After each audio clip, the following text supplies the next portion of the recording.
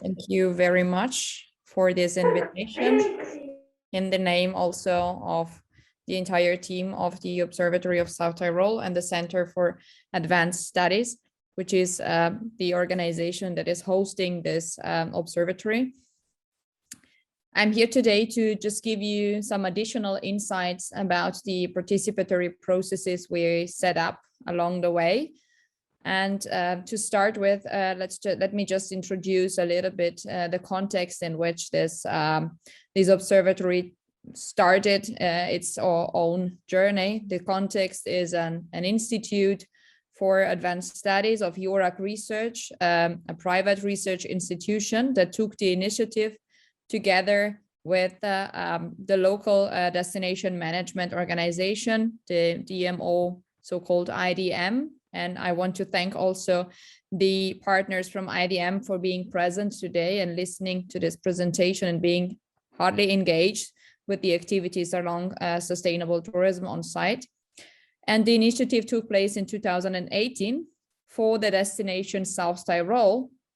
And the destination South Tyrol is a very tiny and small area in the Italian Alps, to the northern, in the northern part of the Italian Alps, with some specificities,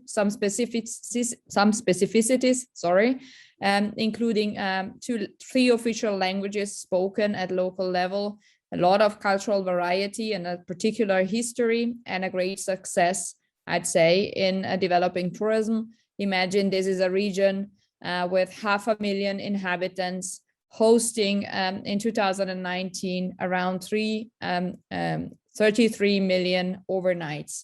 So it's a hardly developed tourism region that has faced the COVID-19 pandemic as a great challenge to improve.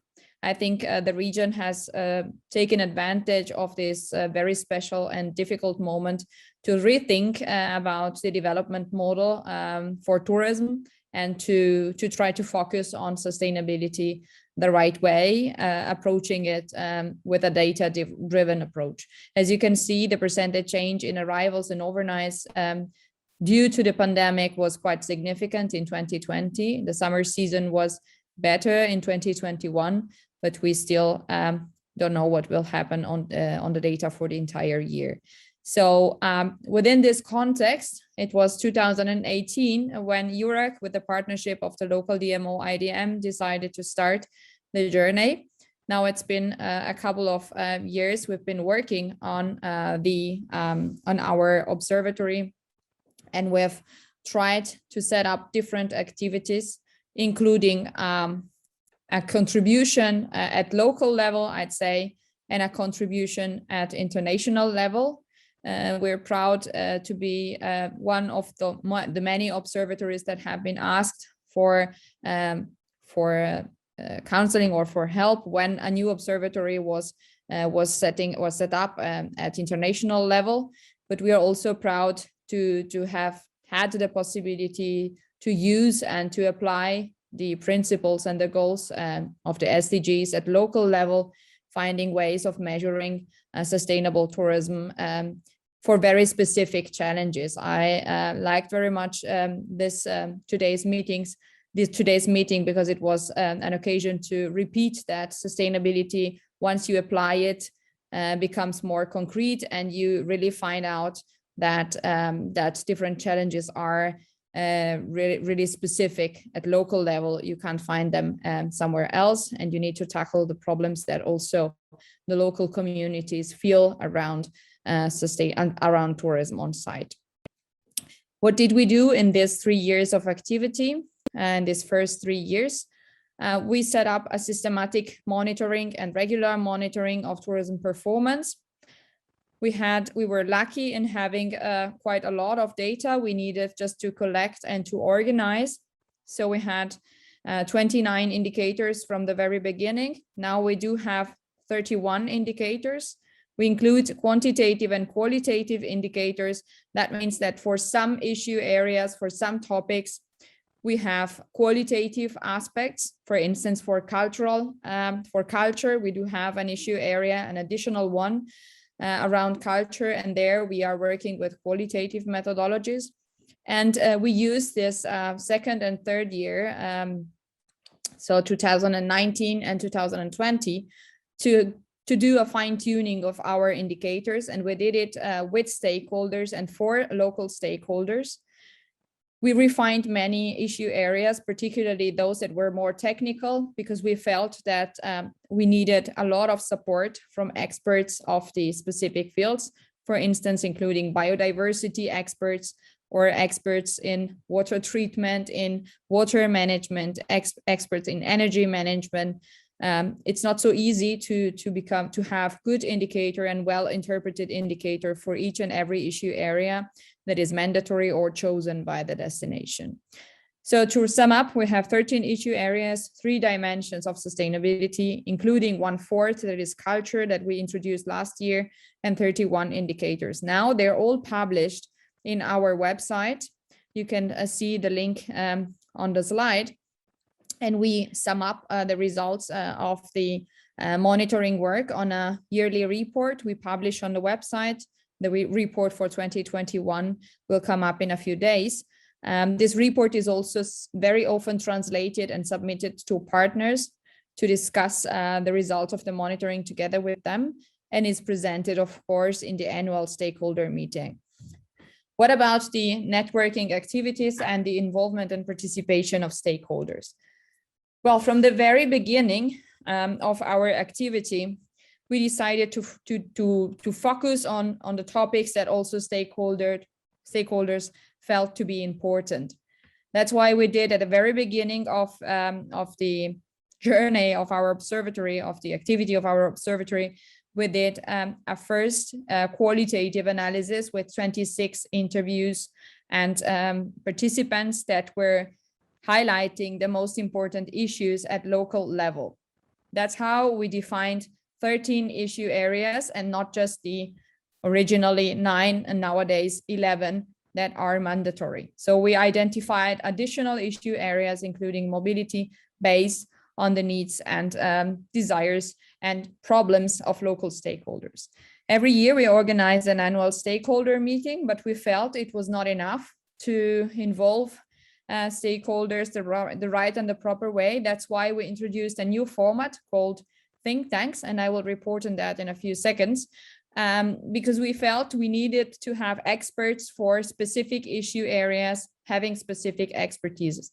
And I think this is the same example of what the colleague of Portugal was mentioning a few seconds ago when she said sector meeting. So I think this goes in the same direction. We are organizing the meetings also around the issue areas.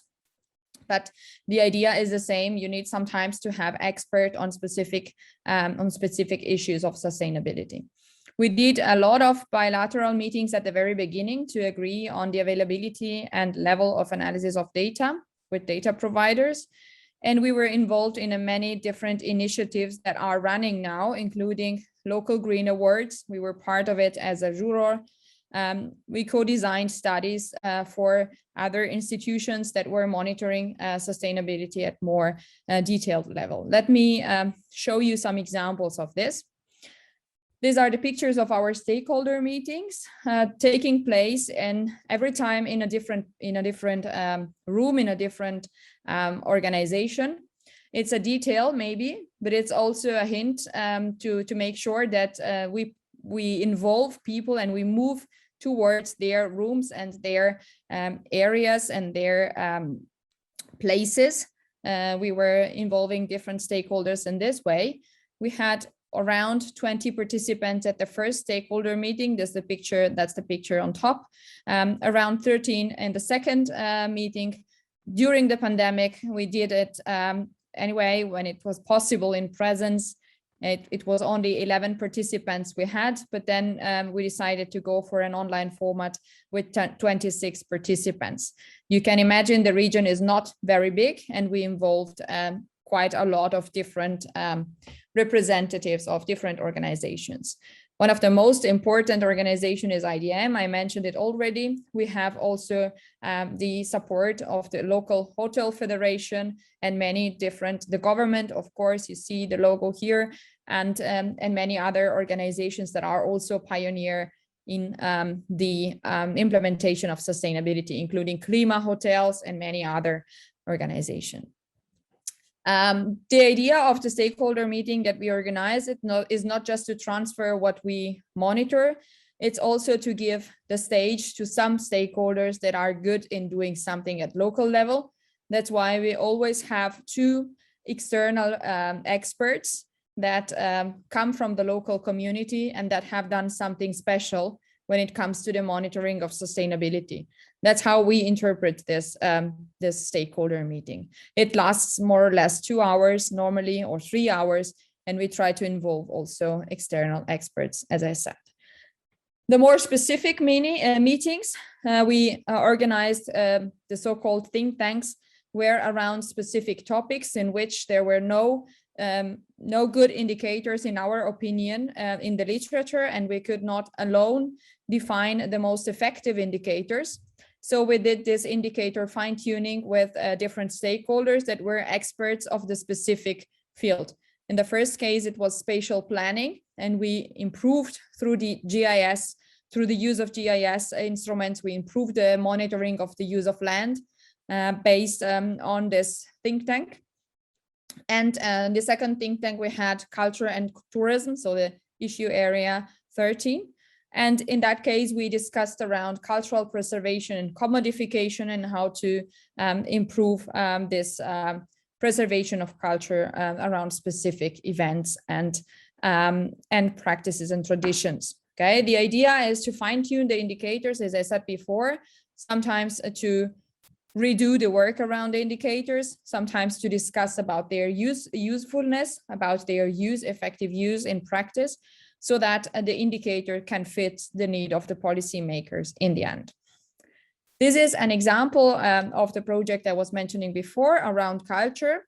After that meeting and during that meeting, an idea was developed to elaborate a code of conduct on how to deal with one very specific type of cultural heritage. This is the immaterial cultural heritage of transhumance. It's a practice that is done in the Alps, and it's been recognized as a UNESCO World Heritage Site. So we were collaborating also with the local organization responsible for this tradition to make sure that we can elaborate a code of conduct to keep this practice going on without being disturbed by tourists. Other examples, how to support other research projects. To link the monitoring with, I'm almost done, to link the monitoring with some specific initiatives at local level, we were active in different projects, including one project by IDM, having the objective of having a final certification for the destination, and one objective by the local and regional government to set a limit or to create limits to the future development of tourism. And finally, this is the example of the Green Award. I think it was a great moment to have a lot of experts together to judge the best initiatives in the region, and it was recognized that we could have an expertise. I don't want to list all the main learnings because I'm running out of time, and I understand it's too late for everybody. Let me just highlight one. I think the observatories are adaptive entities, and they need to adapt to local needs. But on the other hand, as I was saying in the question or during the interaction about the question before, they also need to bring in the development goals at global level to the local communities. So we work as a bridge, and I hope this function can be helpful in both directions, so at global and local level. Thank you very much, and sorry for being too long.